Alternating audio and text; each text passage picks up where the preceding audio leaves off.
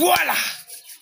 Mbote ba Congolais, mbote nabino, ba Congolais de père et de mère, mbote nabino ba abonné ya Dr News. Toye lisusu na eleko oyo koya ko partager les actualités politiques nabino ba abonné na ngai, bolukaka boye ba sango ya mboka ekolo Congo, état de santé surtout ya mboka nabino, Congo la kindenge nini, Congo la mukindenge nini, quelle la position ya mukonzi ya mboka vi les enjeux de l'air. Voilà pourquoi Dr News est pour vous parler des actualités politiques de la République démocratique du Congo. Je vous demanderai à ceux-là qui n'ont pas encore s'abonner, abonnez-vous massivement à la chaîne de référence Oyo, la chaîne qui fait la différence, la chaîne par laquelle vous serez informés en exclusivité sur les actualités politiques de la République démocratique du Congo. Voilà pourquoi Bino Oboza ko hésiter pour s'abonner. Bandeko, le masque continue de tomber. Tolobaki na Bino, tous les ennemis de la République démocratique du Congo, ils seront exposés. Bako Biman Poissa, tous les ennemis de la RDC. Bako Biman Poissa. Bandeko ba Congolais. Après l'exigence, il y a Paul Kagame et pas il y a Joseph Kabila. Parce que Kagame a comme on dirait qu'il a même kilo.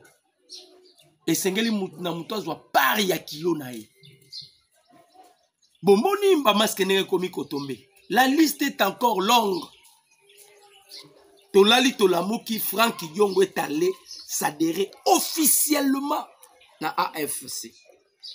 Tolali Tolamuki, Rex Kazadi est allé s'adhérer officiellement, pas officieusement, mais officiellement.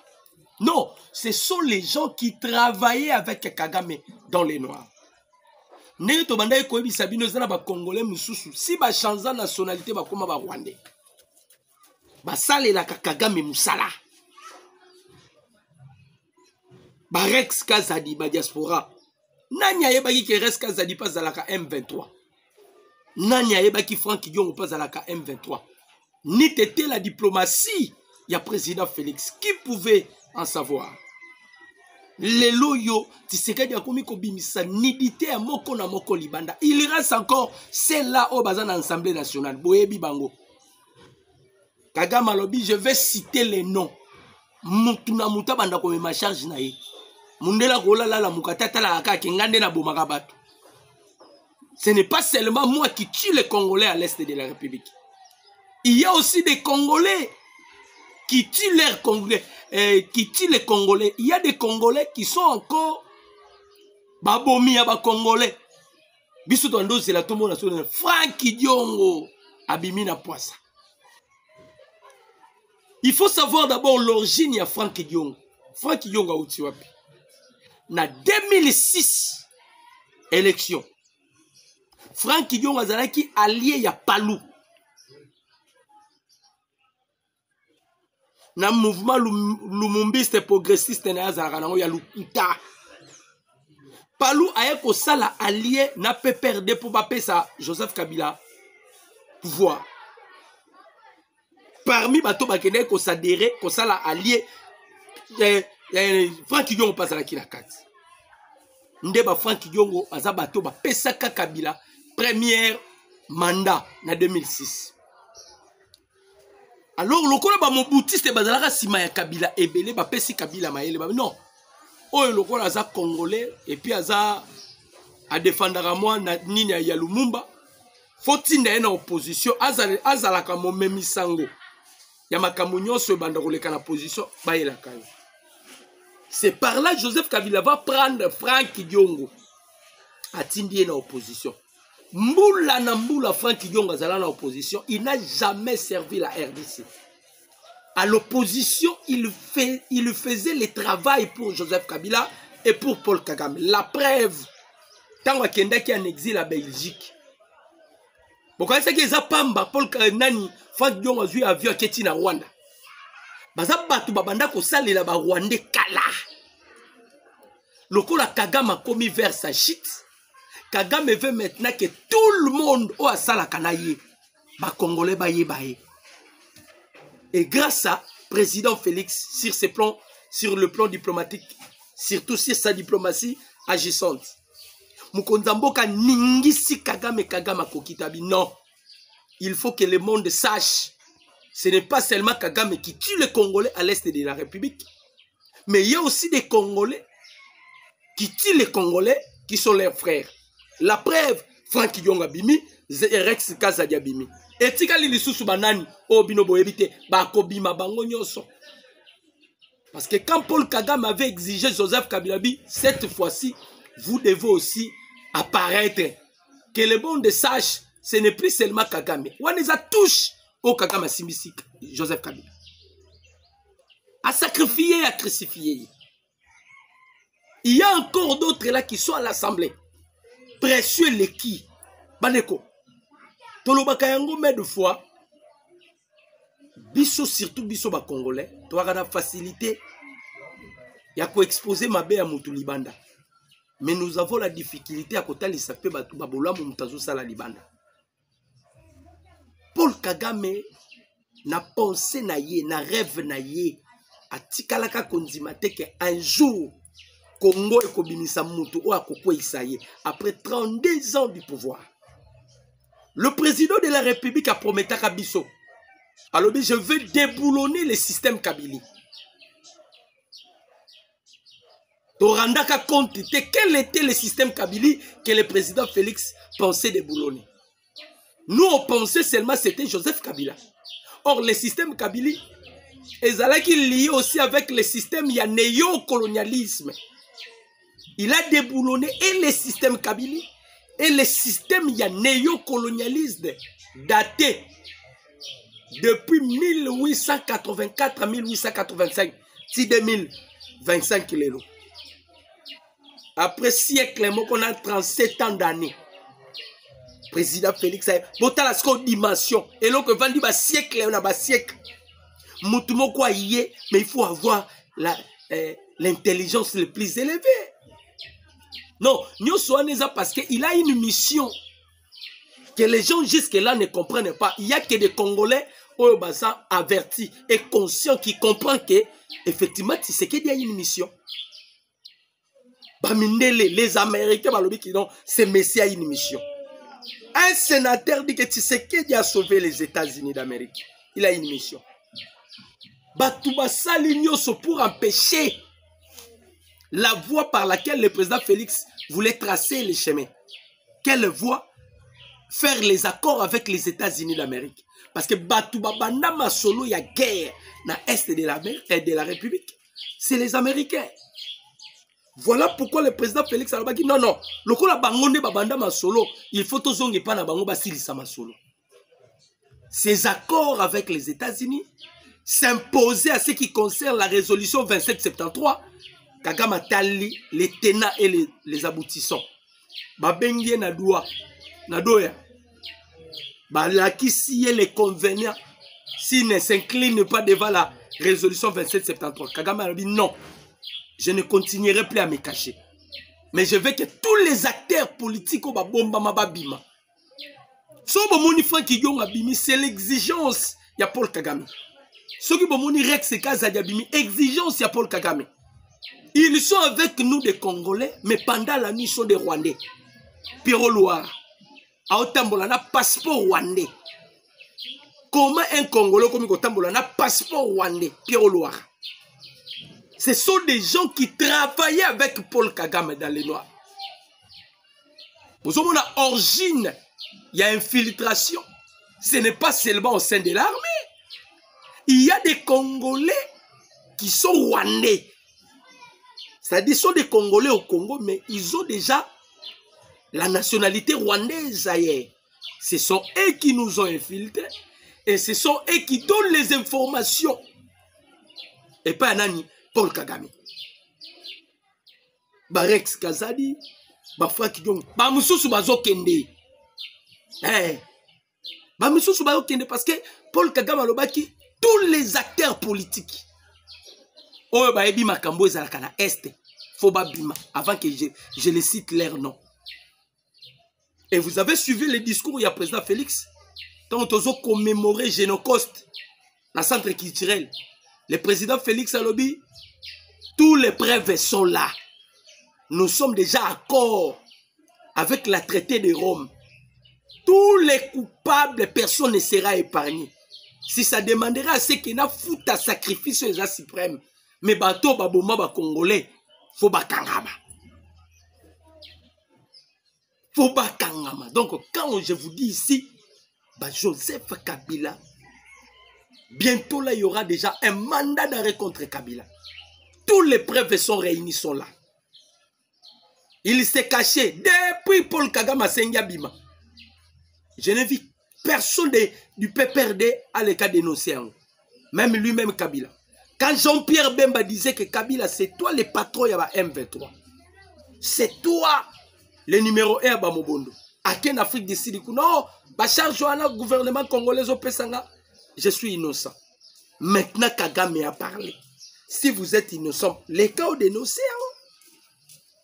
Les cas dénoncés. Si réellement vous êtes innocent. Non, ce sont des gens Bayaka la Congo pour une mission. Ils ont tué les Congolais. Ils ont fait du n'importe quoi aux Congolais. Mais le président Félix avait dit 30 ans, c'est trop. 30 ans, hein, c'est trop. Depuis 1993, Mandeko. Mokonzambo Kalobi, 30 ans, c'est trop. C'est fini.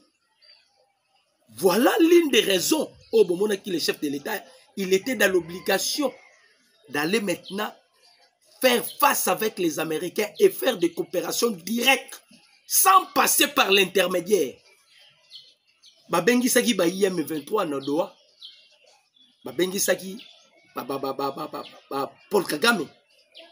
Il y avait aussi notre délégation. Ils ont séparé à quai des poissons. Thérèse Kaikwamba Lobi, avant même qu'on prononce les mots dialogue ou négociation, il faut que les M23 se retirent dans la zone où ils sont occupés, ou zone où ils sont. Il faut qu'ils quittent. Ceux qui vont se retirer, là, on doit parler. Ceux qui vont se retirer, jamais. Ennemi en difficulté. Ah, toujours solana bino, bobenga batuna Rwanda ba yebisabino. Économie à Rwanda, battez. Vous blaguez avec des sanctions. Si Bertrand Bissi montant à Kenado, et l'on a libo soit sengini, pesa bango amnistie. Bandeko, les sanctions pèsent. Laurence Kanyuki, entreprise na Kata France, ba français ba lobby, on ne doit plus continuer au monde armakila ba congolais. On doit arrêter ça. C'est le seul président qui est incapable. Yakolobela ba Rwandais, c'est Emmanuel Macron. Mais les Français sont déterminés, même l'entreprise à Laurence Kanyuki. Azawa na futa ba taxité. Tala musala bango basala. Parce qu'ils ont privilégié la France. Il a Laurence Kanyuki, le porte-parole du MP3, avec une entreprise, actionnaire de l'entreprise Ebele. Français Balobi, on ne continuera pas. Il faut Bakangayango.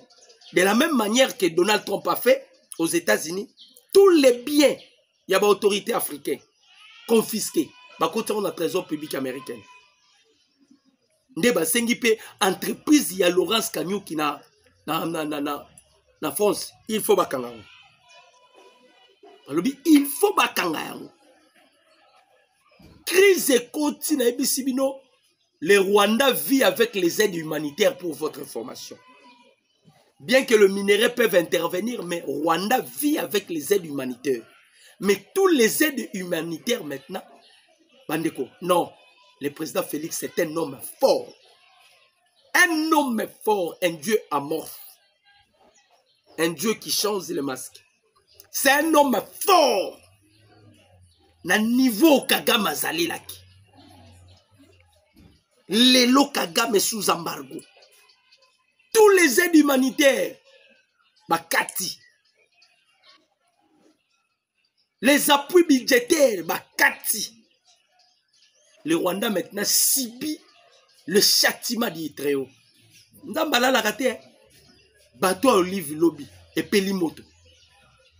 Dans les villes du Carabo, bateau et Pelimoto.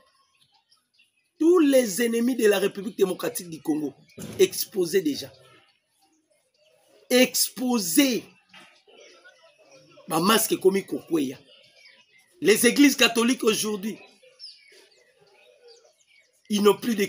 Ils sont crédibles et la mise sur à cause de ma RDC. Le président Félix Azobimisa, même Mindele, les chefs de l'État les a exposés. Lorsqu'il a fait les discours au Bénin, le Rwanda est toujours soutenu par une puissance occidentale. Alors il y a une puissance occidentale. Et le Rwanda est derrière cette puissance. Le Rwanda à son tour a ça là, tout a téléguidé. C'était ça le discours du président de la République. Pour vous dire que Bandeko Congolais, non, les Congos nous sommes bénis. Beaucoup de Congolais ne savent pas. Les Congolais aussi ça passe na bango nzala. Mais ils ne savent pas mboko place outi. Et na niveau au président Félix Azomemela mboko, c'est Dieu seulement qui lui a mandaté. Surtout tali place de outi. Fumutoto lobby alela. Fumutoto lobby soki Congolais. Si lelo. Vous avez un doute que Kabila a morcelé ce pays, a vendu ce pays. Tu es un Congolais maudit. Il faut que Congolais tienne la personne qui a détruit ce pays plus pur, c'est Joseph Kabila. Quand tu dis que tu as encore de l'énergie au Zonga, au Bossanini, au Bossanini, pression diplomatique et l'équipe. La diplomatie agissante. Bandoki bakomi kubima. Franck Yongo. Corneille Nanga. Bertin Bissimo. On a vu Franck Yongo. Et comme il s'habille noté. En soi, à quelque s'adhérer. Mais à la Kisibinoke, il fait partie de ce groupe. Bien qu'il était en prison, il faisait partie déjà de la AFC. Il faisait partie déjà du M23. Il bouffait aussi de l'argent parce qu'il ne travaillait pas. Mais Botal va dire pendant Tambola Lango. Franck Yongo avait une vie aisée. Biso Tondo me posait ma question. Mais Mouto, a vie à bien ça. On nous posait qui toko boye. Or que c'est un opposant qui collaborait avec Paul Kagame. Yango bomonaka Franck Yongo avait la facilité à kokende nangambu ya Moïse Katumbi. Parce que Katumbi muta kotisa ye na kati ya Congo, c'est Paul Kagame. Katumbi est l'ami intime ya Paul Kagame. Avez-vous vu déjà Katumbi dénoncer les massacres? Katumbi accusait le Rwanda. Il ne fera en aucun jour. En aucun jour. Parce que Moutakoti Sakatumbi na Katia Congo, c'est le Rwanda. Il peut parler du M23, mais Katumbi ne citera pas le nom du Rwanda. Parce que Rwanda n'a côté Katumbi. Ce sont les gens qui travaillaient avec Kagame. Il fallait que le président Félix aille pour exposer Babolumbu Abatoyo, Mokilie Mona. Et Kagame voulait que le monde sache. Et Zalaka a été. Bandeko na Nyangezi. Le M23 Baouti Bukavu. Baye 3 dupes. Et ça, on se dirigeait et qu'on se dirigeait et que le côté a pour ravitailler l'ennemi. Écoute, Amina Nyangezi na ambiscade ya Bawazalendo. Bandeko. Ah, tozo ebisabino Kigali lisusu lelo babande ole. Pour Toloba qui on fera du Rwanda l'empire des veuves dans le monde. On risquerait un jour Paul Kagame ça le recrutement ya ba bébé. Ba mineur si aussi ici ba. Mikolo n'en parlant pas. Lobby ton neutralisaki la personne qui détenait le mallette satellitaire. Oh, ben, il faut brouiller communication à Est. Et ça faut permettre des avancées significatives à M23. Si vous brouiller communication, vous ne pouvez pas appeler Paul Obake, Tomoni Munguna. Et ça qui gêne là-bas. Moutouana Zalaki neutraliser lobby. Batangi Seb Loko sont les instructeurs français. Lobby Zalaki neutraliser. Les lots. Moutouka Baye M23. 3 jeeps. Tamaz. Akutani na biskadi ya bawazel lino na Nyangezi. Tobomi bango tout. Et puis va opérer loko na 4 wazalendo. Ambiskade on dirait bato bazalaki 4 wazalendo ne ba opérer bango na Nyangezi. Babomi bango tout. Toki Rwanda leli. Toki ba IM23 ba leli. Autres observer cesser les faits. Ceux qui bino bo observer cesser les faits. Et bandi boni bo kene ko ravitailler baninga na bino. Si réellement vous observez les cessez-le-feu, pourquoi vous voulez aller ravitailler baninga na bino? Non, bandi ba observer cessez-le-feu te bazaki na objectif. Babandi kombo na ba film même lobby na Walikali bakimi na 20 km na Walikali centre. Ba poudroyer bango na ba wazalendo. Côté à l'île kuna boyebi histoire. Les serpents. Banyoka bae balie bango. Ennemi en difficulté. Ennemi en difficulté. Kai Kwambape kuna na do a bloqué bango. Les Américains ils envoient le misère ya Donald Trump bolos. Asa beau frère na ya bala mwana na moi. Azo tindaye aya parce qu'on va maintenant traiter les problèmes sur l'exploitation. Il y a des minéraux critiques. Donc, quand Zotinda Bolos, on a déjà, c'est fini la récréation. C'est fini. Bandeko.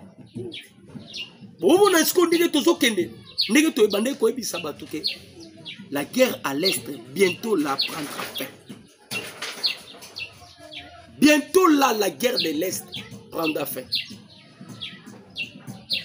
Parce que Bakanisaki va ventir.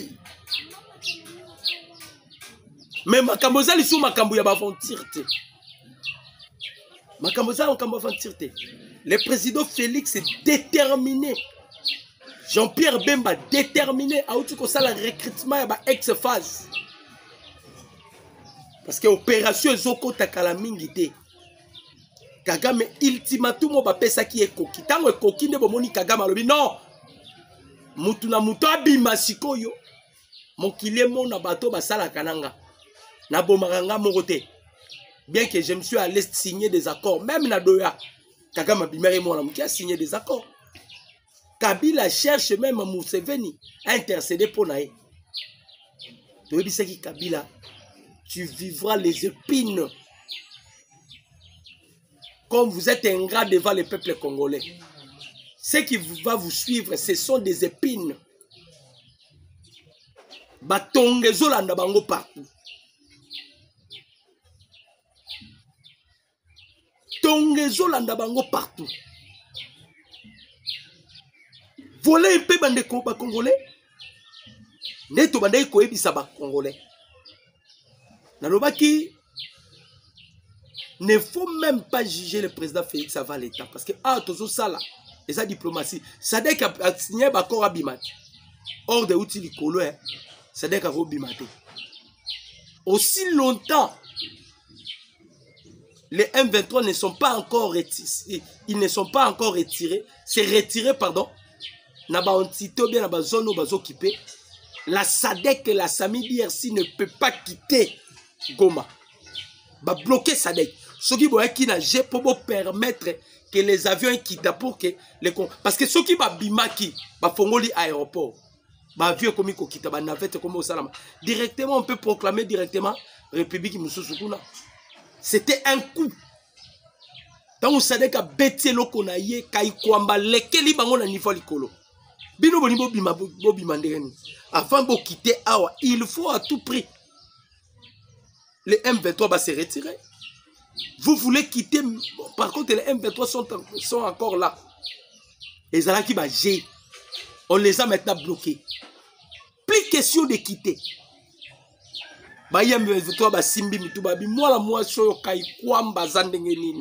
C'est ça la diplomatie.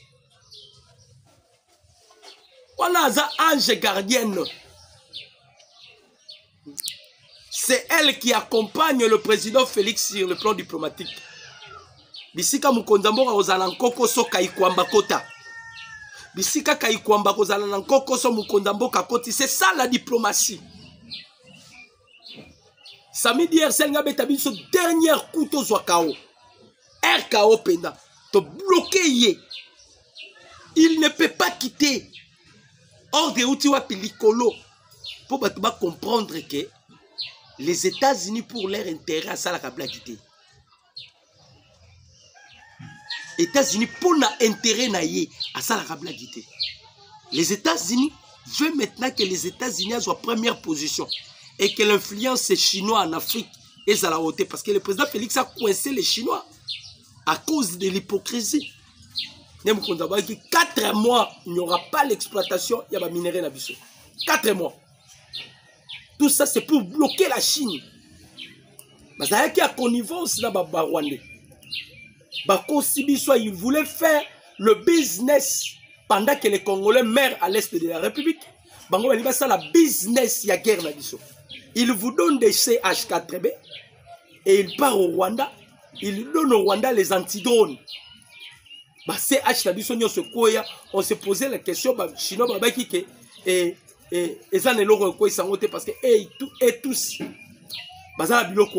oh c'est lui-même il y a qui ne pas Rwanda et lobby vérité bimi Paul Kagame a dit relation avec la Chine et ça daté depuis longtemps donc la Chine a tel sibiso mabe makasi bazaki na katsa koluka nenge ni ba détruire la RDC ni Tété Nzambé à notre faveur ni Tété le président Félix sur le plan diplomatique. Nebo moni bango tout. Bandoki a RDC bakomi ko bimana poisa.